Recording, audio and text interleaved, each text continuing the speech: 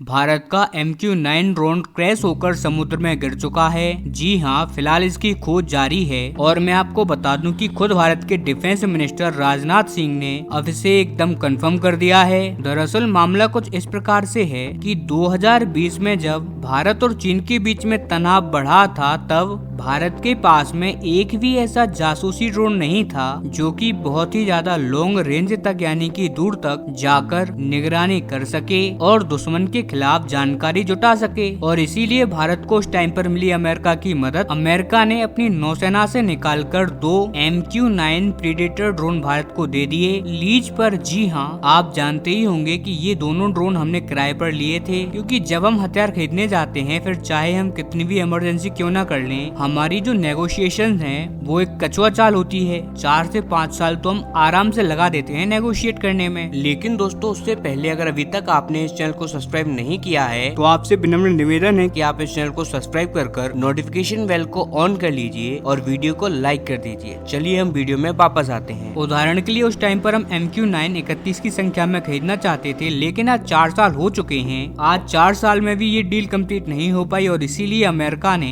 कहा कि फिलहाल आप किराए पर ले लीजिए और अपने देश की सुरक्षा कीजिए। हमने 2020 में ही 2 MQ-9 लिए किराए पर और इन्हीं की मदद से हम पिछले 4 सालों से हिंद महासागर पर नजर बनाए हुए हैं। और आपने देखा भी होगा कि पिछले 4 साल से जब भी चीन का कोई जासूसी जहाज भारत के क्लोज आता है तो भारत उसका पता बहुत पहले लगा लेता है और करीबी से जाकर हम उसकी क्लियर इमेज भी ले पाते हैं कि उसके ऊपर क्या क्या तैनात है, क्या क्या उसमें जासूसी उपकरण है, और उसी हिसाब से इसके बाद हम अपनी तैयारी में भी लग जाते हैं। और ये सब कुछ संभव हो पाता है MQ-9 प्रीडेटर ड्रोन की मदद से, क्योंकि इसमें इस प्रकार के कैमरा और सेंसर्स लगे हुए हैं जो कि बड़ी आसानी से हाई एंड इमेज ले सकते हैं, वीडियो बना सकते हैं और रियल टाइम में आपको जासूसी जानकारियां प्रदान कर सकते हैं। और इसीलिए ये भारतीय सेना के लिए इतनी ज्यादा बड़ी जरूरत बन चुके हैं कि पिछले 4 साल से ये रेगुलर मिशन कर रहे हैं बिना किसी चीज के स्किप किए हुए कारण से। लेकिन हुआ क्या कि परसों खबर आई कि ये प्रीडेटर ड्रोन अपना मिशन पूरा कर वापस भारत लौट रहा था चेन्नई के पोस्ट पर। लेकिन चेन्नई कोस्ट से थोड़े ही दूर इसमें कुछ तकनीकी खराबी आई जिसकी वजह से ये क्रैश कर गया। हालांकि इसको जमीन पर लेके आने की कोशिश करी गई, लेकिन ये समुद्र के अंदर ही क्रैश कर गया क्योंकि दूरी ज्यादा थी। फिलहाल भारतीय नौसेना इसे बड़ी तेजी से खोज रही है और इसे रिकवर करके जल्दी से जल्दी जमीन पर लाने की तैयारी में है। लेकिन उससे पहले हमारे लिए अच्छी बात ये हो गई कि अमेरिका और उनकी कंपनी जनरल एटॉमिक्स ने ये कह दिया है कि आप चिंता मत कीजिए, हम जल्दी से जल्दी आपके लिए रिप्लेसमेंट दे देंगे ताकि जो आपके रेगुलर मिशंस हैं वो स्किप ना हो और वो लगातार पूरे होते रहें। यानी कि कुछ ही हफ्तों में हमें इसका रिप्लेसमेंट MQ-9 मिल जाएगा। लेकिन फिलहाल इस बात की इन्वेस्टिगेशन की जा रही है कि ये जो क्रैश हुआ, क्या वो किसी मैनमेड मिस्टेक थी या फिर किसी ऑपरेटर की गलती से ये गिर गया है, या फिर इसमें कोई टेक्निकल प्रॉब्लम आ गई थी। और अगर कोई टेक्निकल प्रॉब्लम थी तो जब इसका रेगुलर इंस्पेक्शन हुआ तब इसका पता क्यों नहीं लग पाया। और हो सकता है कि जो रेगुलर इंस्पेक्शन करने वाले हैं उनसे भी कोई चूक हो गई हो। हर लेवल की जांच इस टाइम पर की जाएगी।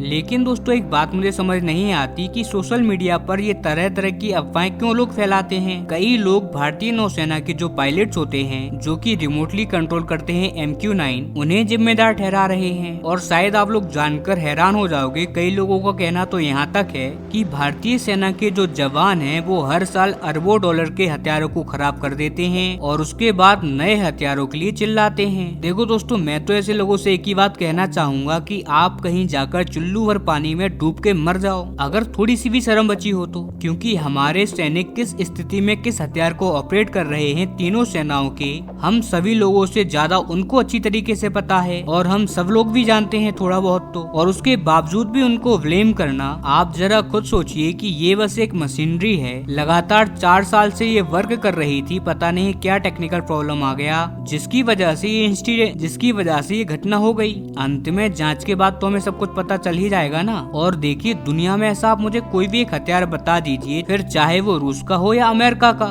जिसमें कभी कोई तकनीकी खराबी ना आई हो। और कौन सा ऐसा लड़ाकू विमान है जो आज तक कभी क्रैश ना हुआ हो। लगभग सारे लड़ाकू विमान कभी न कभी क्रैश हुए हैं, कभी न कभी उनमें तकनीकी खराबी आई है, क्योंकि वो सभी के सब मशीन ही तो हैं। हालांकि इस पर जो भी आगे अपडेट आएगा मैं आपको जरूर बताऊंगा।